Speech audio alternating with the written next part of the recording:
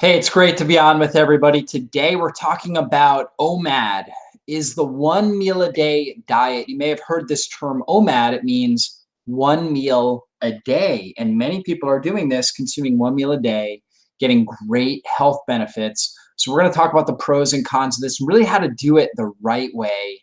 And so in general, the idea of the one meal a day diet is to basically eat all your calories for the day in 1 hour. So typically it's like a 23-hour fast, 1 hour where you're consuming those calories. And my quote is, when you fast, your body gets really, really good at using energy in the most efficient manner possible.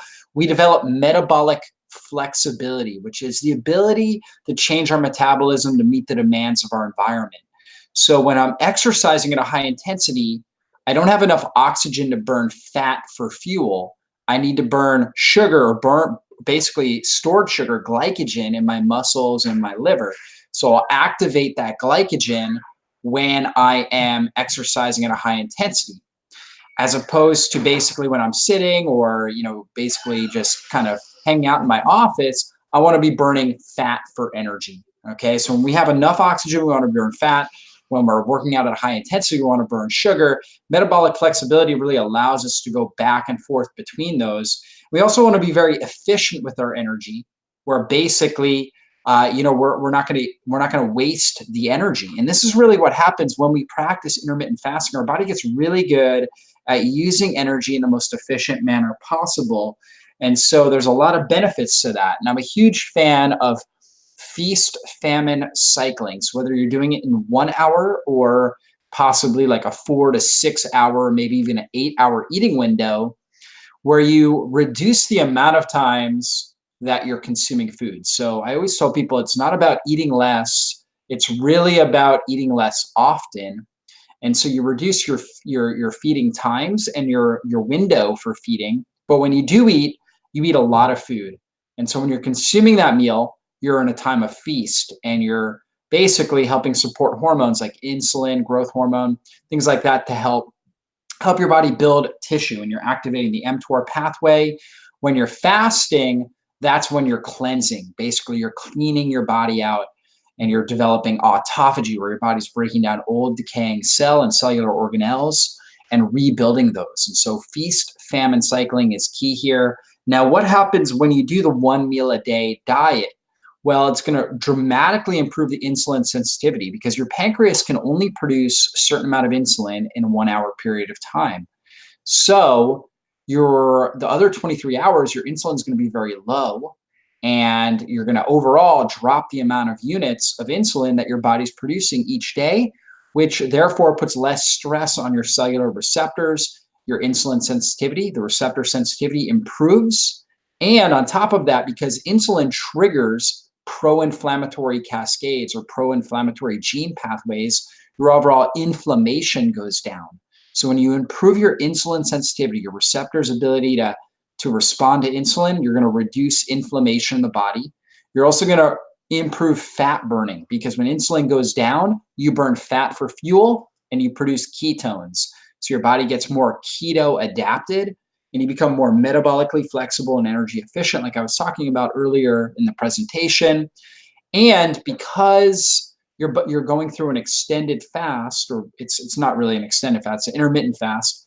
However, because you're fasting for more than 16 hours and you're keto adapted, your body starts to break down old decaying cellular organelles, which this typically happens for somebody that's keto adapted roughly around 14 to 16 hours of fasting.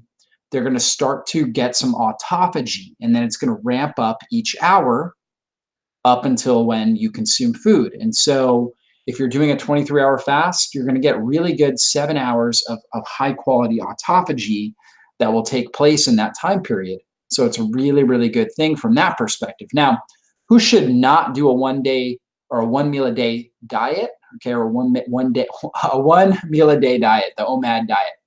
Individuals with eating disorders, pregnant women and newborns, young children, individuals with type 1 diabetes, athletes who are in season. An off season, an athlete would be a great thing for them to do, so their body could start to break down damaged muscle tissue and rebuild it. So like if I was working with somebody like LeBron James or James Harden, some great athlete out there, NBA player, NFL player, I would have them at least take a month out of the year, drop their amount of training, which they're probably going to do anyways for a month, 1 month a year. And during that 1 month, I would try to have them do something like a 1 meal a day diet, or at least do it 1 day a week, 1 or 2 days a week. Okay, so that way they get a little bit more of this autophagy, possibly even extending it out, doing like a 3, 5, or 7 day fast if they're up for that. So they can really break down a lot of this old decaying muscle tissue, this muscle tissue that's been damaged, and actually allow their body to rebuild it and regenerate it. So obviously during season, that's, they're going to get autophagy just because they're working out so hard, but you wouldn't want to induce more with fasting because they're going to need the calories. Individuals who are on certain medications, okay, so particularly diabetes medications, need to be very careful with this. Okay, they need to talk to their healthcare practitioner, ideally one who's educated on fasting. And then of course, individuals who are severely underweight. If you're very underweight, you don't want to lose any weight, 1 meal a day diet can definitely may not be the right strategy for people who are underweight. So typically I'll tell them to do something like an 8-hour eating window, or maybe a 6-hour eating window where they consume multiple meals in that time period. Now, best strategies for practicing OMAD. Well, number one, when you are consuming food, it's a really good idea to get the most nutrient dense food you can get, because you're obviously only eating 1 meal. So you want to make sure you're getting as nutrient dense of food as possible. You can see the picture, the individual's eating a big salad. He's got avocado and onions and olives in there, a lot of good fats. He's got some meat. He's got asparagus on the side there, maybe a steak. So you want to get good protein, good fats, vegetables, fibers, all your good micronutrients, as well as a lot of good quality protein and healthy fats. Give yourself the full hour. So consume your meal, do your best to eat slowly, and give yourself a full hour to eat as much as you feel like you need, and eat till you're satiated. Now, really good strategy is to do it at the same time every single day, because that's really, you're going to train your ghrelin, your hunger hormone, to rise at that time. Ghrelin, which is your hunger hormone produced in the stomach, is a conditioned hormone, basically. It will elevate whenever you're normally used to eating. Like for me, I do 1 meal a day, 2 days a week. And then the other 5 days I eat 2 meals. And so I typically eat my 1 meal around midday, somewhere around 1 o'clock or so, 1 or 2 o'clock. So it's like 1 or 2 o'clock, I'm typically hungry. Why is that? Because I eat around 1 or 2 o'clock every day. And so I've trained my body to feel hungry then. When it's 10 a.m., I'm not hungry because I'm not trained to be hungry at that time. It makes it a lot easier to be compliant when you're consuming the around the same time every single day. Now, for practicality, you may have a lunch date with somebody one day. The next day, you may have a dinner that you're going to. So for practicality, it may not work out like that all the time, but it's going to help you be more compliant with it. Hydration. Obviously, making sure you're doing most of your hydration outside of your meal. So you don't want to drink a lot with your meal. You may drink a tiny bit to have, maybe like some supplements, like say you're taking enzymes or betaine HCl to help support your stomach acid or maybe bile support. Then you would drink water with that, because that's obviously going to help you. However, in general, if you're eating, if you're drinking a lot of water with your meal, you're going to dilute your digestive juices. You're not going to digest your meal as well. So it's very important to hydrate well outside of meal times. We want to make sure we're hydrating well in general. And so doing it away from meals is always the best time. Okay. Now, one concern a lot of people have is, are they going to overeat? And certainly you can. And so these are signs that you're overeating. Number one is bloating after meals. So if you're noticing a lot of bloating, it's probably a sign that you're eating too much. Certainly could be a sign that you're eating foods that just your body doesn't tolerate well, like gluten, possibly dairy protein. Possibly you have a intestinal bacterial overgrowth and your body is not doing well on higher FODMAP foods. These are always things to look out for. And the good thing is this, is that doing a 1 meal a day diet is actually really, really good for the microbiome because it actually shaves down a lot of the bacteria and fungus that may accumulate in your small intestine, shaves that down. It's kind of like mowing your lawn and trimming your hedges, kind of allows for the overgrowth to get reduced and trimmed back. And so that can help reduce bloating. But if you are noticing that, probably overeating. If you're having acid reflux or indigestion, nausea after meals, physical fatigue shortly after your meal, like you just have to take a nap, okay?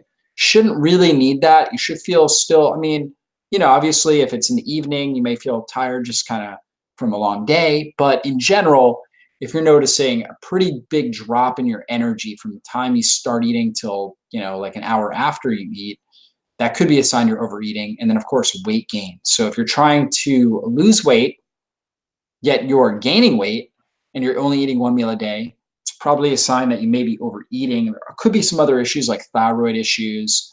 And as you can see, I have a little disclaimer in there. Sometimes hormone imbalances can cause issues with that as well and digestive problems. So, but those are things to look out for. Now, signs you're under eating. This is another concern. If you're only eating 1 meal a day, how are you going to get enough calories? Well, if you're noticing hunger and cravings just a few hours after you're eating, probably a sign you're not eating enough.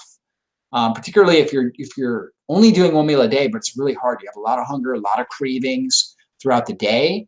That's a sign that you're probably not eating enough when you are eating that meal.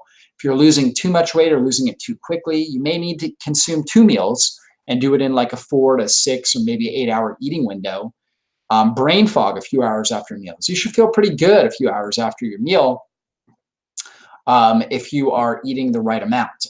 And then if you're fatigued and when you eat, you get energized, you feel a lot better, and that's also a sign you could be under eating. And of course, these issues could be related to blood sugar issues, hypoglycemic type issues and hormone imbalances. So you gotta work with those as well. But it is important to eat, make sure you're eating enough when you consume that 1 meal in that 1 hour. You want to really eat till you're satiated, till you're full, not till where you're over full, okay, but until you are full and satiated. Now, a couple strategies I'd recommend, because this is going to be a larger meal, definitely a good idea to use digestive enzymes, use carminative herbs like ginger, rosemary, fennel. I always put Italian herbs, things like that on my food because it helps with digestion. So basil, oregano, thyme, rosemary, fennel, ginger, things like that can all be very, very helpful.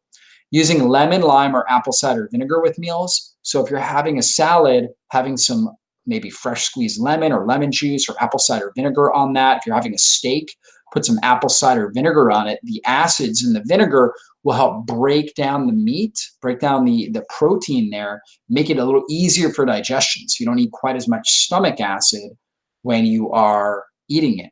And that's important because stomach acid is very hard to produce and many people are not producing it enough. Eat protein foods closer to the beginning of the meal. This sounds counterintuitive. A lot of times we hear eat your vegetables first, but actually we want the meat to be on the bottom of the stomach because that's the area where we get the most concentrated amount of stomach acid. So we want the most amount of stomach acid around the meat so it can really break it down effectively so we can digest that meal most effectively. If we eat all these vegetables and they're on the bottom and then we drop the meat in, the meat's going to be closer to the top and we're going to end up with more amounts of acid near the top of our stomach, and that can result in acid reflux and indigestion. So very important. Again, super hydrating outside of meal times, key. Drink very little with meals. I only drink enough to take my supplements, my enzymes, my herbs, things like that, stomach acid support. That's the only amount that I drink with a meal, okay? Now, maybe every now and then, maybe having like a little bit of red wine, but still not much, okay? So drink very little with meals, hold off on water until at least 30 minutes after a meal, because again, you want that food to move through the stomach. You don't want to dilute that stomach acid down. Very important to wait on drinking more water. Using fermented veggies, pickles, sauerkraut, kimchi, things like that.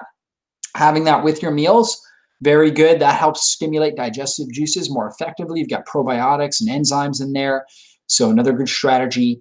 If you're consuming cruciferous vegetables, which I'm a huge fan of, we consume a lot of these with our family. Yet last night we made turmeric cauliflower mashed potatoes. Like we have some recipes on my website for that. Or basically I used turmeric along with cauliflower and butter, steamed up cauliflower, put turmeric in there, some other herbs and salt, and butter, put it in the Vitamix, blended that up, and it was great. My kids love it. So we steam a lot of our cruciferous vegetables, broccoli. Okay, we don't eat these things raw. So we want to make sure we're steaming broccoli, cauliflower, Brussels sprouts, kale, things like that. You can also saute these, but steaming will really help break down the outer fibers and make them easier to digest. So when they are really hard, they have a hard outer cellulose, very tough on the digestive system. So much better steaming them. And then of course, have that one meal. It's your large meal. Have it when you're most relaxed. Have it when you're at a place. If you want it in the midday, you should take like a little siesta. Take your time. Be relaxed. Be happy. Be grateful when eating. So important. Okay, if you're doing it at night, really allow yourself to be in a state where you're more calm. Okay, and that's actually one of the reasons why when I do one meal a day, I typically do it around the midday because I have a little bit more flexibility in my schedule around midday. At night, I've got to help my wife with the kids. Like I've got to help feed them and they're whining and crying and stuff like that. So it's not always a relaxed environment, whereas I can eat in my office in a quiet environment when I'm eating my lunch. So try to create an environment when you're doing one meal a day where it's as minimally stressful as possible. And of course, above all else, be happy, grateful when eating, whether you're doing one meal, whether you're doing multiple meals, 6-8 hour eating window, however you want to do it. Always make sure you're happy and grateful when eating. Hopefully you guys got a lot of value out of this video. You can also check out the article that goes along with this video where I give you the research and go in a lot more depth on this topic. So check that out. If you haven't subscribed to my channel, please do. And I'll see you guys on a future online training. Be blessed. Bye-bye.